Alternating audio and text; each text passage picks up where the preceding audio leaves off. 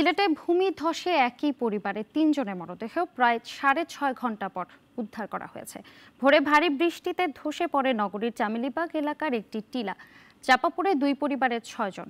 সকালে ৩ জনকে জীবিত উদ্ধার করা হয়। এদিকে পাহাড়ের ঝুঁকিপূর্ণ স্থানে বসবাস না করার নির্দেশনা দিয়েছে সিটি কর্পোরেশন।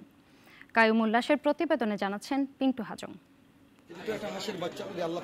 টানা বৃষ্টিতে সকাল ৬টার দিকে সিসিকের ৩৫ নং ওয়ার্ডের চামেলিবাগ আবাসিক এলাকায় ভূমিধস হয়। মেজর টিলা ধসে ২টি আধা পাকা ঘরের উপর পড়ে। খবর পেয়ে উদ্ধার কাজ শুরু করে ফায়ার সার্ভিস। সকালেই ৩ জনকে জীবিত উদ্ধার করে তারা। বেলা 12:30টার দিকে আরেক পরিবারের বাবা মা ও সন্তানের মরদেহ উদ্ধার হয়। সিটি কর্পোরেশনের মেয়র মোহাম্মদ আনোয়ারুজ্জামান চৌধুরী ঘটনাস্থল পরিদর্শন করেছেন। একই সাথে ঝুঁকিপূর্ণ পাহাড় ও পাহাড়ের ঢালে অবস্থান না করতে বাসিন্দাদের নির্দেশ দেন। পিন্টু হাজং, নাগরিক।